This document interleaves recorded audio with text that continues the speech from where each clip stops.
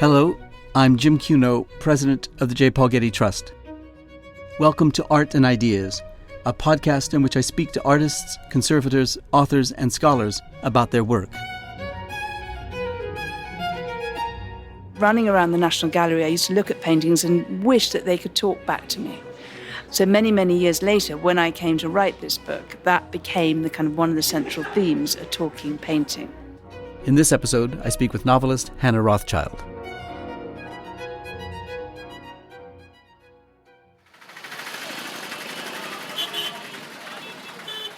In the last episode of this podcast, I reported from the Jaipur Literature Festival in Jaipur, India, and interviewed the art historian Sarah McPhee. In this follow-up, I'll be speaking with the novelist Hannah Rothschild. I met with Hannah in the Author's Lounge in the Diggy Palace, a noble house that dates from the founding of Jaipur in the 18th century. On my way there, I spoke with students who had come to the festival from Calcutta. You're standing in line to have Margaret Atwood sign her books for you? Yeah, I am, because I'm studying comparative literature from Jadavpur University, Kolkata, and I have a paper on Canadian studies. We have read a few essays on Margaret Atwood, and this is my first book, and I'm actually liking it. You're excited? Yeah, I'm pretty excited, yeah. And you come from Calcutta? Yeah, we come from Kolkata. That's a long trip. That's a very long trip. That's 30 hours on train and bus. Oh, well, it's great to have you here. Yeah, enjoy your time. Thank you.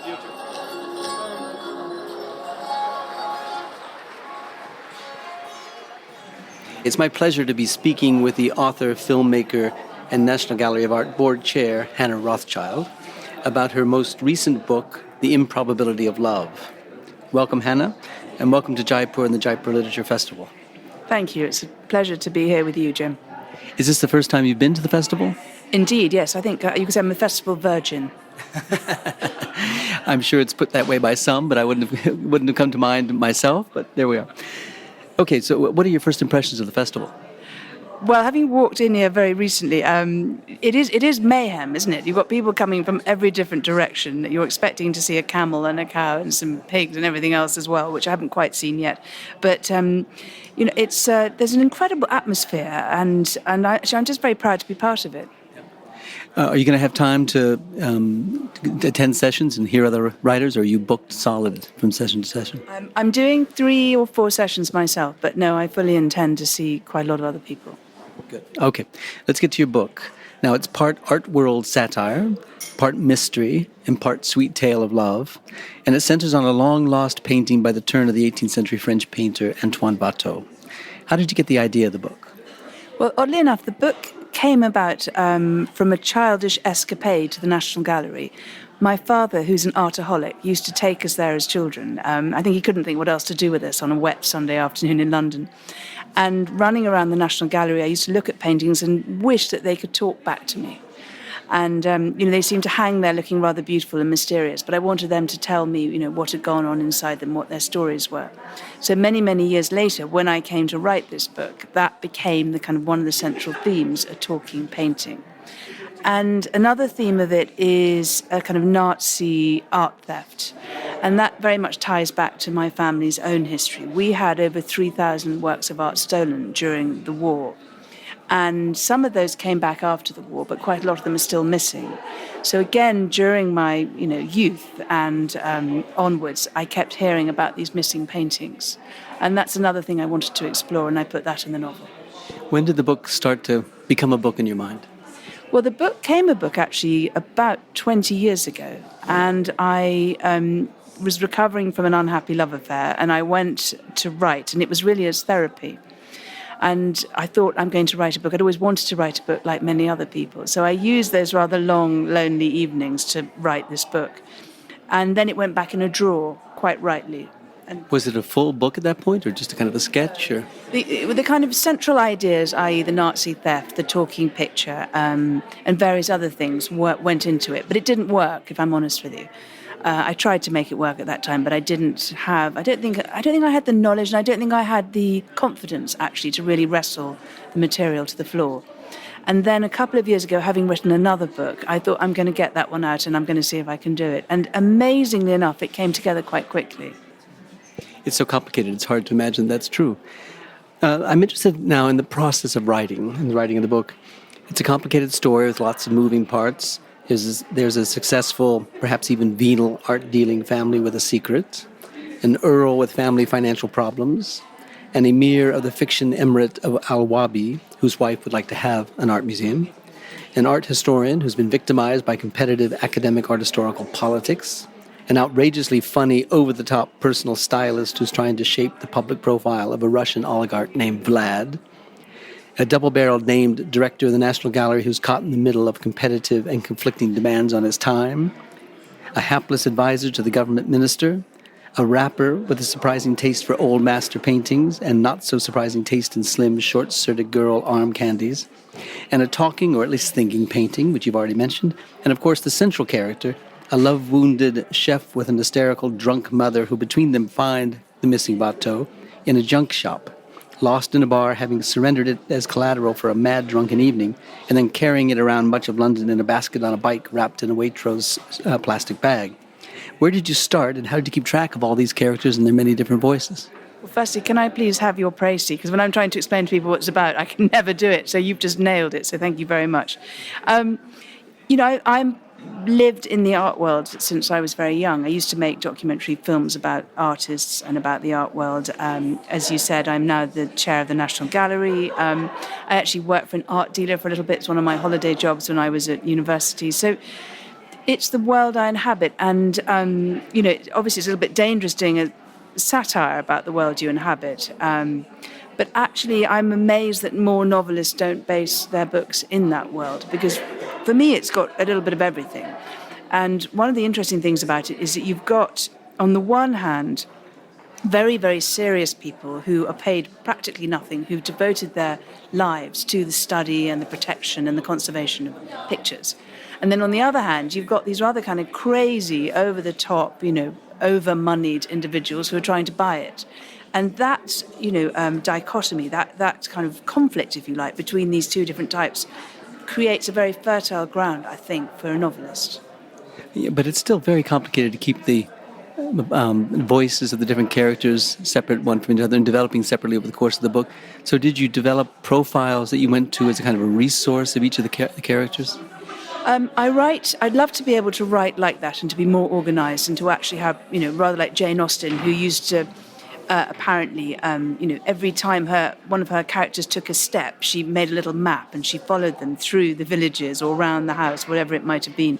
I'm more instinctive, so I tend to set off, and if the character works, I'll then work on it, and I'll work on it through the text. And I tried to rationalize it. I tried to make sure that everything was smooth and every character absolutely spoke in their tongues. And that, for me, comes through editing and re-editing and rewriting and rewriting. For me, it's a process of rewriting. I read somewhere that you said that you were afraid at different times in the writing of the book that maybe you were exaggerating too much in this process of satire until you would go to the auction house or something and to see that you really hadn't exaggerated enough. That's so true. I mean, for anyone who's been to an auction room, and if you haven't, for goodness sake, go. You'll go in there and you'll see the whole of life, and you'll see people behaving in these appalling ways. And I've been lucky enough to meet some of the great, great art historians and conservators and museum directors and everything else. And I've also been lucky enough, actually, because I do think it's a gift, to have met some of the oligarchs and the doyens, if you like, of the art world. And altogether, as I said, there are characters there and there are Amelia there, which actually I find riveting. So you've met a lot of people like this, but there must be actual models for some of these figures. Can you actually tell us which ones had models and who the models were? Well, one model, which I should be completely straightforward about because he knows it, is Nicky Haslam, who is a kind of decorator stroke stylist who works in England, who's a friend to the stars and always has been. He's whether he was a friend of the Vanderbilts or the Rockefellers or the Rothschilds or the Guggenheims or you name it, he's known everyone. And he fulfills this rather marvelous task, which is that he actually helps people who are newly rich to get a life. So he tells them what to buy, he tells them where to live, he tells them what to put on their beds, et cetera, et cetera. So he was someone who I'm very fond of. Actually, I made a film about him some years ago, and I would never have a party without asking him, so why write a book which he isn't in? As for the other characters, I'm going to be a little bit more circumspect about revealing who they are. They're certainly inspired by people who I know. But more than that, they're not necessarily individuals, they're more types. But what I would say, and I really mean this, it was only one person in the book who I don't like. Everybody else I absolutely love, and I would very happily have them to dinner, or I wish they were here in Jaipur with me. Do you want to tell us who it is that you don't like? I guess the guy I don't like is, inevitably the Nazi with the past. I think I have to say, but even in his case, I wouldn't say I tried to be sympathetic, because I wouldn't feel sympathetic towards somebody who worked in the Nazi Party and somebody who stripped many families of their possessions. But I did, I suppose, try and understand what was happening at that time. So I did try and understand that. How many endings of the book did you have? Goodness me.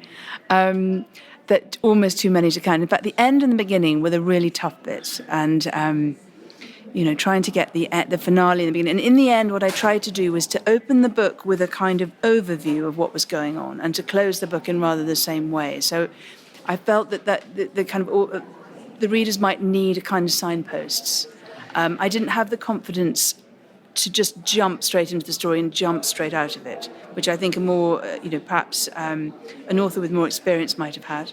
So I tried to top and tail it in some way. But beginnings and endings are a nightmare, absolute nightmare. Now, you've been a filmmaker for so many years, and you've written a biography. How different was it to write a book of fiction in which you had overlapping characters, interwoven characters, and developing relationships in the course of the book? Well, I think the biography is quite a lot easier in some respects, in that you've got a life, and you have to kind of stick really within that life. You can't go off piece too much. There are parameters, and there are events, and this, that, and the other. So you're not worrying too much about where you start and where you finish. And of course, the other thing is that you've got to stick slightly to the character. You have to kind of understand that character, and you can, in a way, try and imagine what happened in that real character's life. But effectively, you know roughly what they've done. Whereas fiction, of course, you can go in any direction whatsoever. And actually, I loved it. I mean, I can't wait to write more fiction. And although I was trained as a historian, and that was my degree, and although as a documentarian, of course, I had to stick pretty much to the script, I think it was just an incredible relief to be able to go off wherever you wanted to.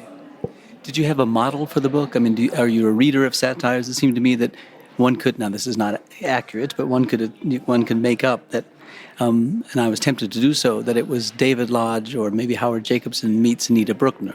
Yeah, well, listen, thank you very much. All three of those I'll bank. I think, funnily enough, you see, I have all those three. I love reading satire, and of course, England has a very rich and strong tradition of satire. Whether you're talking about Evelyn Waugh, Teddy St Auburn, there are all sorts of writers. I mean, I'm not trying to compare myself to them, but those are people who I've read and have adored. And David Lodge. I absolutely love that genre, and it's a way, I think, of being able not to take something too seriously, which of course is what the English are longing, not to take everything too seriously. Yeah. So you're a busy person, and as I said, you've been this filmmaker, you've established a non-for-profit called Artists on Film. You serve as the chair of the board of the National Gallery, with board responsibilities to the Tate as well. How and where do you work? How do you find the time to work? It's a bit of a problem, actually, and I'd love to be... Even if I didn't have these other jobs, I wonder whether I'd be a 9-to-5 writer. I mean, most of the writers I admire get up in the morning, they treat writing like a job, they go to their desk, they stay there, and that's what they do. I'm not entirely sure that I have the character or the discipline in a way to do that. I'm more of a binge writer, if you like. So I love kind of going away and shutting myself away somewhere for a bit of a time. I like getting myself to be immersed in the characters. And then when I'm working, which is most of the time on my day job, so to speak, then I do it at night or I do it in the mornings. In fact, it's a bit like having a secret love affair. You try and fit it in wherever you can. I failed to mention that you're also a mother of 3 children. That adds a bit more complexity to your schedule. Yes. Well, my children are now 17, 18, and 21. So I feel I've just got a little bit more time. In fact, there's no coincidence that I started writing when my eldest daughter hit 16, 17. I got the headspace in some way. I think up to then I just didn't have it. So it sounds like you don't write every day. Do you try to write every day? No, but it's my New Year's resolution, which I've broken, of course. Every year? I've broken it every day so far this year, but I promise you I'm going to really, really try. Do you write on a computer?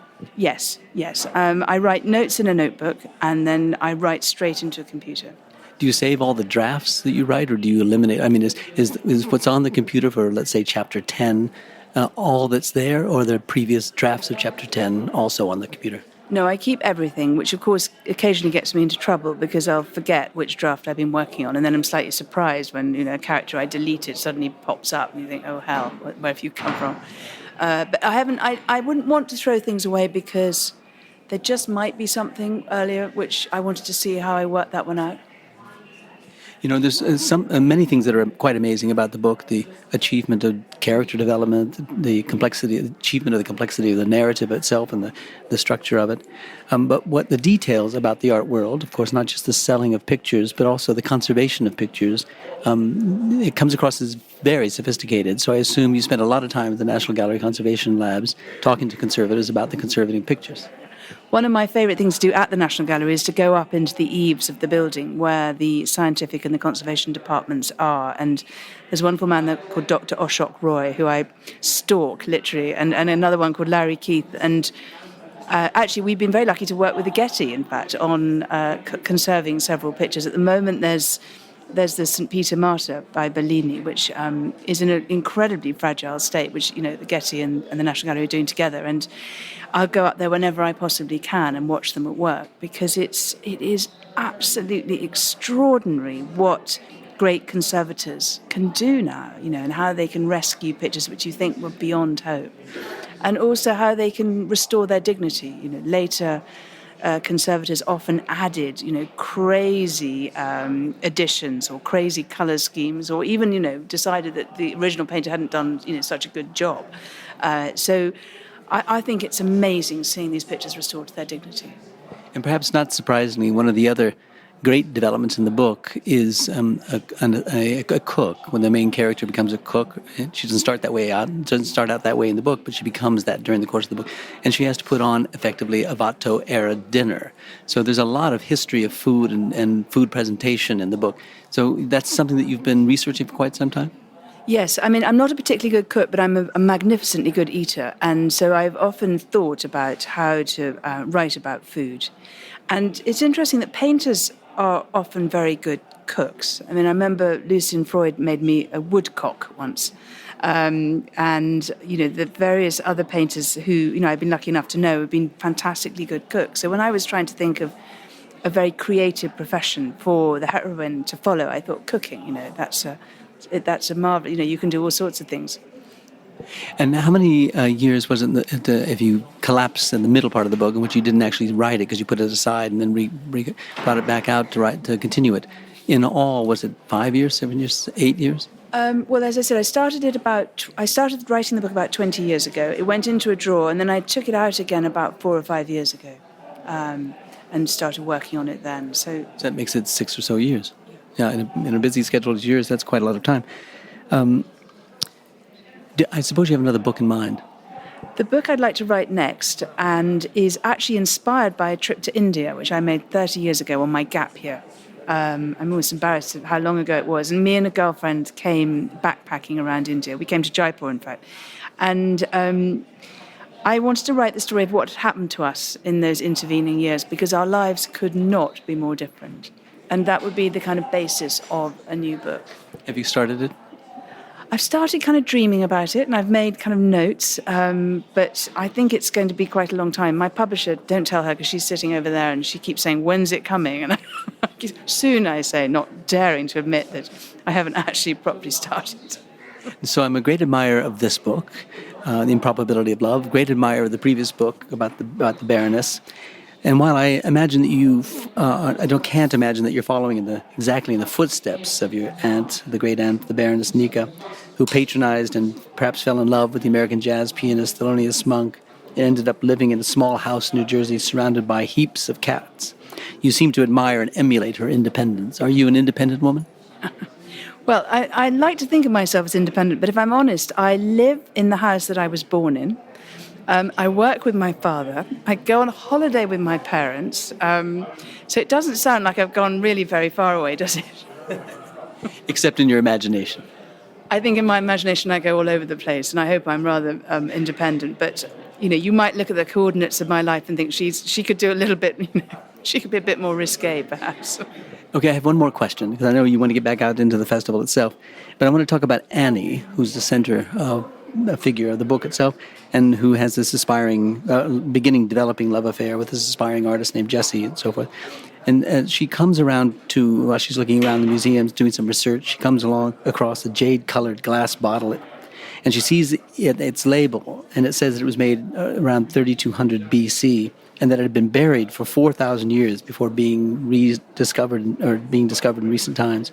And she says that its recent discovery and presentation in the museum is a kind of second chance in life, as after those many lost centuries, it was revived and given the chance to make its work, its beauty again in the world.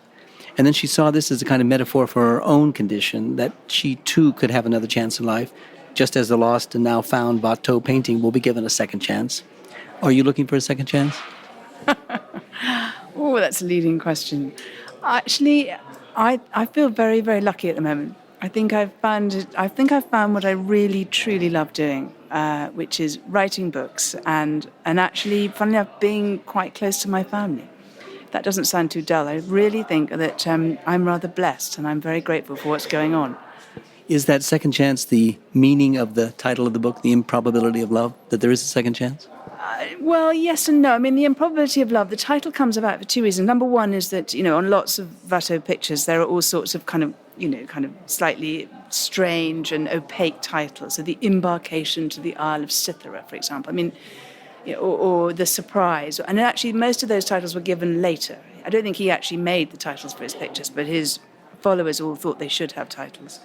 I mean, The Improbability of Love, I do think that love is quite improbable, I have to be honest with you. I mean, whether it's romantic love or whether it's, finding what you love doing or, I think it's quite difficult to find it. And when you do find it, I think then you have to be you have to hang on to it. So the book does end up being amidst, at the end of a long satirical romp, a very poignant book. Did you intend always from the beginning to have it end in this poignant way? I hope it's poignant. I think that, in a way, I wasn't sure if I was ever going to write another book. I think that might be something most authors say, or maybe not. And I thought, if I'm going to write a book, I'm actually going to put down what I really feel and what I really believe. And if that's come out as poignant, then I'm happy about that. Oh, you should be. It's a terrific book. So thanks for the time, and it was great seeing you. Thank you very much indeed.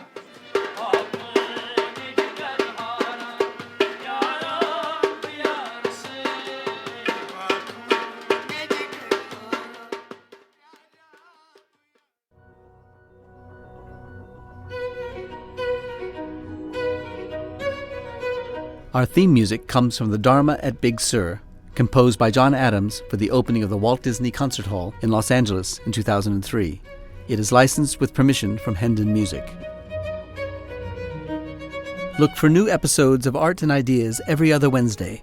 Subscribe on iTunes, Google Play, and SoundCloud, or visit getty.edu/podcasts for more resources.